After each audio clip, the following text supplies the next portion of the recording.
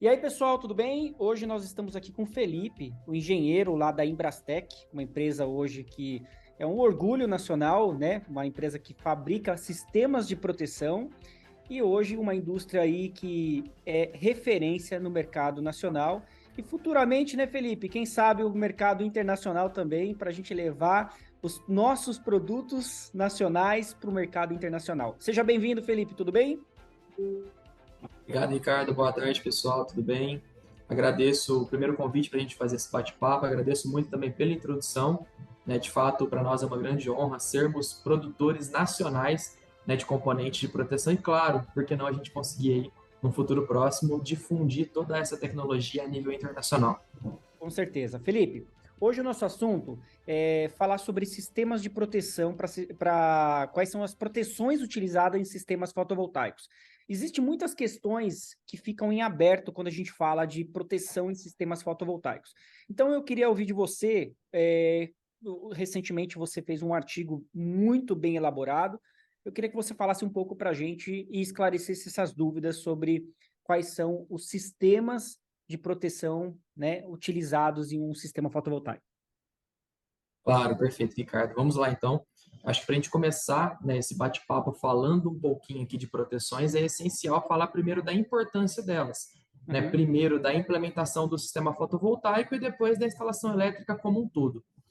Com foco no sistema fotovoltaico, nós vamos ter as string box, elas em proteção de corrente alternada, né, com o DPS e o disjuntor, para que nós possamos fazer as proteções em sobretensões e também em algum curto, algo que venha a acontecer na alimentação CA. E teremos também a proteção da string box CC, né, instalada de forma externa ao inversor, que contemplará os fusíveis, né, claro, dependendo do modelo vai ter fusíveis, o DPS e as chaves seccionadoras. E aí, com isso, a gente consegue garantir que o sistema vai ter proteção se você tiver algum surto vindo da parte de corrente contínua ou da parte de corrente alternada. Qual que é a importância de eu fazer essa instalação? Primeiro que eu vou estar assegurando o retorno do investimento do meu cliente final, fazendo com que o equipamento dele esteja totalmente protegido de todas as fontes de surto externas, né, sejam elas um surto de tensão ou um surto de corrente. E com isso eu consigo fazer com que eu assegure também a vida útil do meu equipamento, né, de modo que ele consiga entregar tudo aquilo que ele foi projetado, né, para entregar de acordo com o seu tempo de produção. Aprofundando também um pouquinho nessa questão de localização das proteções. Né? Hoje a gente sabe que nós temos um discurso muito grande a nível de fabricantes de inversores, voltado para a questão de proteções integradas aos equipamentos, né? Tanto do ponto de vista de corrente alternada, quanto do ponto de vista de corrente contínua. Na verdade, essa questão da proteção integrada, ela vem para atender primeiro a uma questão de norma, né? Se a gente puxar até pela 5419, falando um pouquinho de zonas de proteção, é muito importante que nós tenhamos essa proteção nos equipamentos, né, para que eles consigam ter uma suportabilidade caso você tenha algum residual, mas é essencial também que você tenha essa proteção de forma externa. Por quê? Primeiro, para facilitar a sua manutenção, né? Caso você tenha, por exemplo, a atuação de um DPS, é muito mais fácil você trocá-lo em uma string box externa ao equipamento do que passá-lo em uma manutenção de bancada para fazer a troca desse componente. E segundo, que você estará fazendo de maneira correta, tendo esse DPS externo, a coordenação de DPS. Né? De modo geral, você vai ter um DPS na entrada da sua instalação, de classe 1 para proteger ali contra surtos diretos, né, contra uma corrente de raio direta, por exemplo. O DPS que vai estar na sua string box, seja ela corrente alternada ou contínua, vai ser um DPS de classe 2, que ele vai ter ali uma suportabilidade a qualquer residual que venha do DPS de classe 1, e você vai ter junto ao seu equipamento, integrado nele, um DPS que seria um DPS de classe 3 instalado em série com essa carga, para ter uma proteção realmente mais fina contra qualquer residual que venha a chegar até a entrada do equipamento. Então, quando você tem essas zonas de proteção amarradas com a coordenação dos DPS, você faz com que o seu equipamento esteja totalmente protegido contra qualquer surto, seja ele de tensão ou de corrente.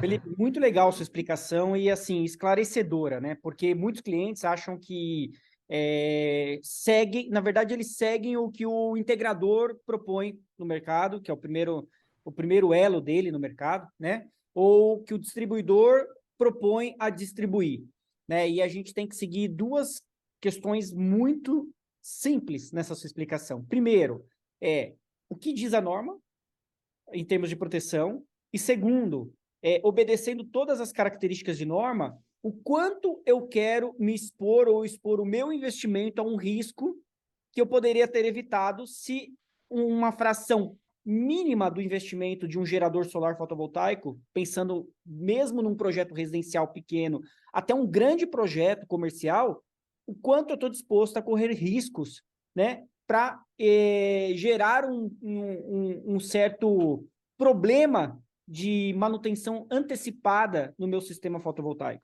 Então, não vale a pena o risco. Isso que o consumidor tem que começar a ficar mais claro para o consumidor. Às vezes, alguns distribuidores ou próprios fabricantes falam, olha, não precisa, ou isso é assim, ou... Não, vamos entender que, sim, é necessário, são proteções a mais, são sistemas que você vai garantir ali que, ao longo da vida útil, falando em Brasil, em quantidade de problemas de rede ou de problemas que podem acontecer com raios, o Brasil é muito propício a acontecer um problema desse. A gente está falando de um sistema que vai durar anos. Por que não investir num sistema seguro? Né? E é um valor pequeno perto do todo.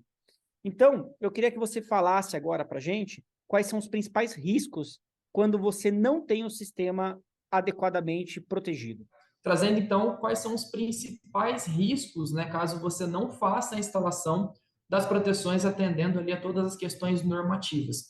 Primeiro que você vai ter o risco financeiro, né, então você está colocando todo o investimento do seu cliente final e sendo um instalador também o seu investimento de marca para com aquela instalação em risco, né, uma vez que se você não tiver as proteções instaladas de forma correta, o seu equipamento estará exposto a qualquer surto, seja ele um surto de tensão ou de corrente, de modo que você possa ter a queima deste componente.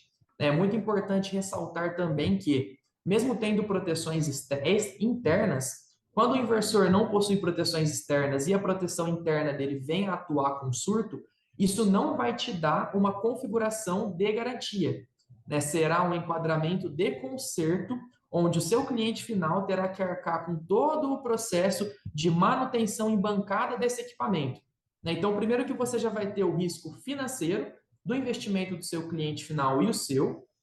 O segundo, como adendo a esse risco financeiro, seria o valor de manutenção ou mesmo troca desse componente, né, do equipamento, dependendo da intensidade de surto que atingir diretamente a ele.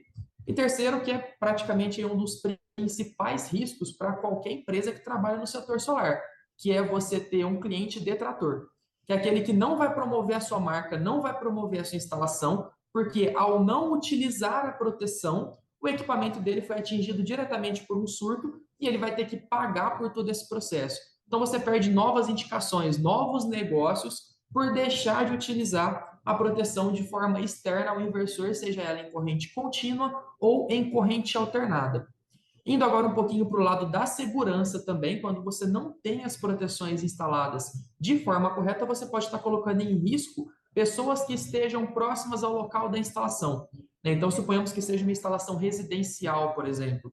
Se o inversor estiver em um local onde você pode ter circulação de pessoas, e no momento dessa circulação de pessoas nós tivemos um surto direto no equipamento, dependendo da intensidade de surto, você pode colocar as pessoas que estão próximas ali, né, em risco, dependendo do que vai acontecer com o equipamento. Então, nós temos, em suma, os principais riscos sendo onerações financeiras ao cliente final, onerações financeiras ao integrador, o risco da perda de novas indicações e de novos negócios por ter um cliente detrator, o não enquadramento em garantia e sim em conserto da manutenção deste inversor e o risco às pessoas também que estarão próximas a essa instalação, caso ela receba um surto direto sem proteções. Então, quando a gente pega para comparar o custo de uma proteção externa sendo instalada no inversor com o valor total de oneração que o cliente final e o integrador podem ter, caso esse inversor seja atingido por uma descarga atmosférica, ou que você tenha, do ponto de vista de corrente alternada, um curto, o valor de, entre aspas, investimento é muito baixo. A gente até do setor de proteções fala que quando você utiliza uma string box para proteger o seu inversor, você está fazendo um seguro que não tem mensalidade. Você vai ter esse valor embutido ali na compra do seu equipamento, que vai representar, de acordo com cálculos aí do ponto de vista financeiro, menos de 2% do valor total do kit que você está fazendo à venda. E com menos de 2% do valor total do kit, você tem um seguro que vai durar para sempre que for necessário. Ou, por exemplo, atuou um DPS, você vai fazer a troca só quando ele atuou. Se ele não atuar, ele vai estar disponível ali por toda a vida útil do seu equipamento. Então, quando a gente coloca esse argumento em pauta, a gente vê que realmente deixar de utilizar a string box não é uma economia, é um grande risco a todas as instalações. Show de bola, Felipe. Muito esclarecedor. Eu espero que a gente consiga levar esse vídeo aqui para o cliente final que está comprando o sistema nos próximos meses, entender a necessidade da escolha certa de um sistema de proteção. E é isso aí, pessoal. Se você tiver alguma dúvida, você que trabalha nesse setor, tem uma empresa de energia solar, não corra riscos, né? Como o Felipe bem falou e bem colocou, isso pode gerar um atrito com o seu cliente no futuro e você ficar aí sem ser indicado para futuras instalações. Felipe, obrigado pela sua participação hoje aqui na Solar TV. E aí, esse vídeo vai ser postado lá no site solartv.info e junto com o artigo do nosso amigo Felipe aqui para você ter mais informações aí sobre esse nosso bate-papo aqui, tá bom? Valeu, Felipe, obrigado. Obrigado, Ricardo. Obrigado a todos. Precisando, a Brastemp estará sempre à disposição.